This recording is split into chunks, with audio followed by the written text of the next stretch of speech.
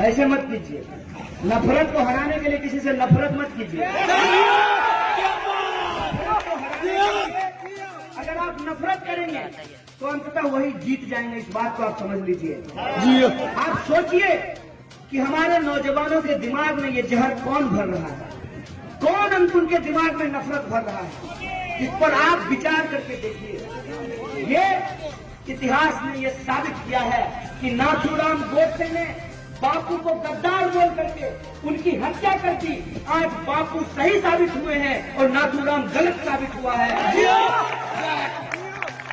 इस देश का इतिहास है कि जो लोग नाथूराम को पूज्य मानते हैं उनकी भी ऐसी मजबूरी है कि जब देश की गद्दी पे बैठे हैं तो मन में भले वो गांधी को गाली दे रहे हो, लेकिन कैमरे के सामने गांधी के सामने झुक करके उनके ऊपर धूल झुकाना पड़ता है।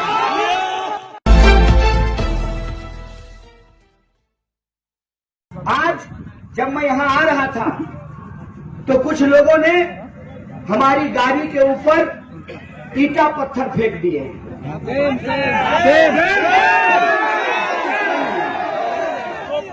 सिर्फ मत कीजिए, चिंता कीजिए इस बात। आप चिंतित होइए इस बात पे, आप चिंतित होइए इस बात के लिए कि ये कौन नौजवान है, इनके दिमाग में कौन जहर भर रहा है, कौन इनको शांत रहिए। आपके दिमाग में भी कीड़ा भर जाएगा, ऐसे बोलिएगा। आग अगर लगेगी ना तो दोनों तरफ बराबर लगनी शुरू हो जाएगी। ऐसे मत कीजिए। नफरत को हराने के लिए किसी से नफरत मत कीजिए। अगर आप नफरत करेंगे तो अंततः वही जीत जाएंगे, इस बात को आप समझ लीजिए। आप सोचिए कि हमारे नौजवानों के दिमाग में ये जहर कौन भर रहा है, कौन उनके दिमाग में नफरत भर रहा है, इस पर आप विचार करके देखिए। ये देश के जो युवा हैं उनको क्या कहा जा रहा है?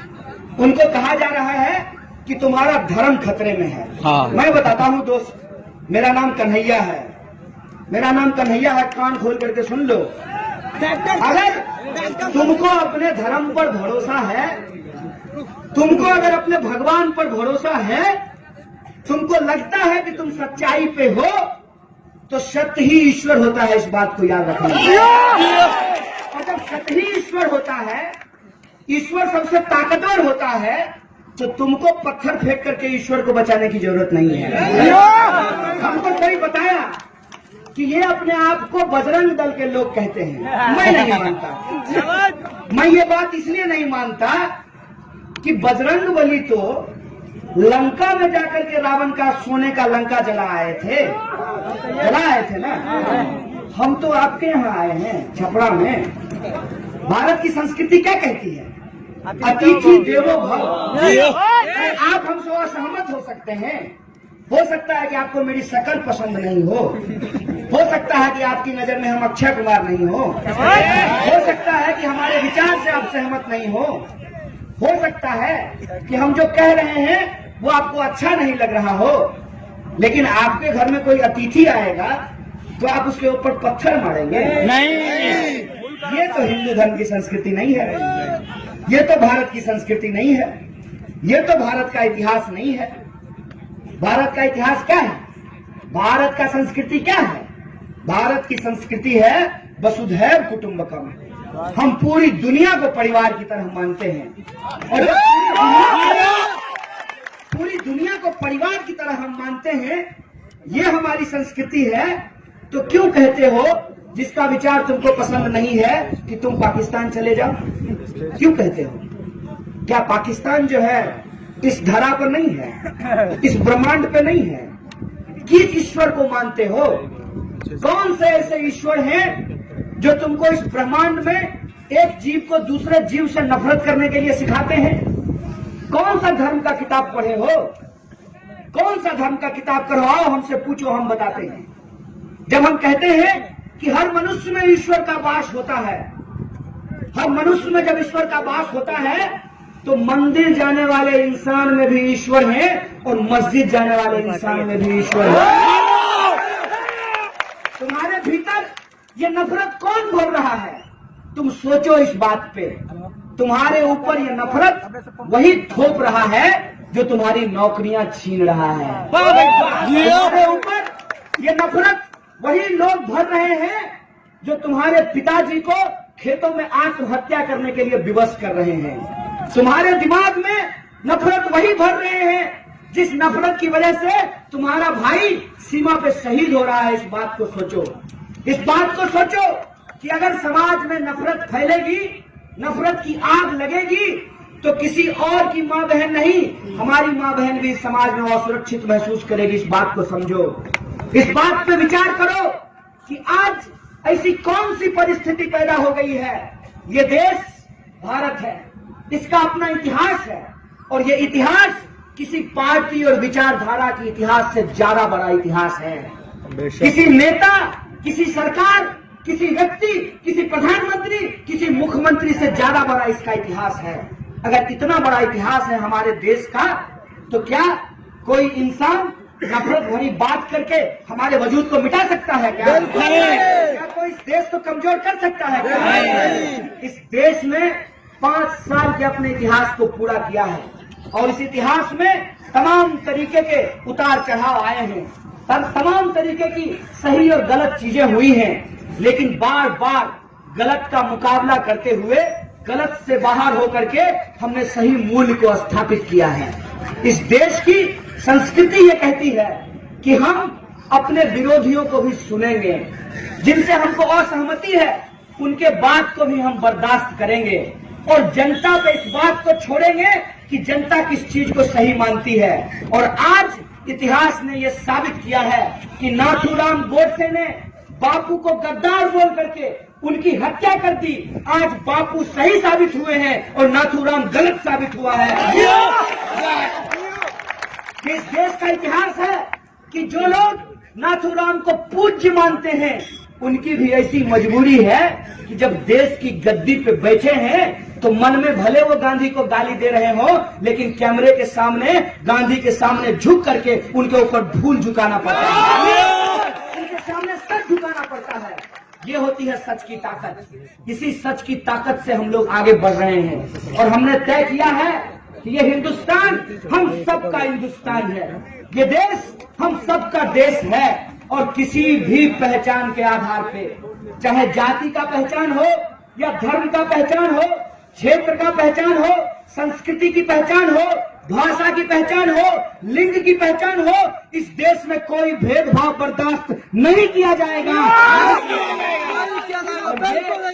ये बात की सीख हमको हमारा तिरंगा झंडा देता है। इस बात की सीख हमको हमारे देश का संविधान देता है। इसीलिए मैं उन लोगों से बात करना चाहता हूं जो लोग इस मैदान में नहीं आए हैं। अरे आप लोग तो आ गए हैं, आप लोग समझते हैं कि संविधान की जरूरत क्यों है, आप लोग समझते हैं कि लोकतंत्र की जरूरत क्यों है, लेकिन जो लोग घरों में हैं मैं उनसे आह्वान करता हूं कि दोस्त, ये लड़ाई किसी को नेता बनाने की लड़ाई नहीं है, ये लड़ाई किसी का राजनीतिक कैरियर बनाने की लड़ाई नहीं है, ये लड़ाई किसी को एमपी या एमएलए बनाने की लड़ाई नहीं है, ये लड़ाई किसी को मुख्यमंत्री या प्रधानमंत्री बनाने की लड़ाई नहीं है, ये लड़ाई उस सोच की है कि हम भारत को कैसा बनाना चाहते हैं। हमने अंग्रेजों से लड़ करके, हमारे पुरखों ने शहादत देकर के इस देश को बनाया था और वो लड़ाई किसी एक धर्म के लोगों ने नहीं बल्कि सब धर्म के लोगों ने मिलकर के लड़ा था। और वो आजादी जो हमको सन 1947 में मिली थी, उस आजादी को हमको बचाने की जरूरत है, उस मूल्य को बचाने की जरूरत है जिसके आधार पे हम लोग कहते हैं भारत माँ के 4 सिपाही, हिंदू मुस्लिम सिख ईसाई। हमने इस देश को इस रूप में स्वीकार किया है कि मंदिर जाने वाला हो या मस्जिद जाने वाला हो, गुरुद्वारा जाने वाला हो या बौद्ध मठों में जाने वाला हो, स्कूल में जाने वाला हो या खेत में जाने वाला हो, सरकारी नौकरी करने वाला हो या प्राइवेट नौकरी करने वाला हो, अमीर हो या गरीब हो, काला हो या गोरा हो, महिला हो या पुरुष हो, मोटा हो या पतला हो, किसी के साथ कोई भेदभाव नहीं किया जाएगा। इसीलिए जब चुनाव आता है, याद कीजिए, तो हम सबका वोट बराबर होता है कि नहीं होता है? होता है। ऐसा होता है क्या?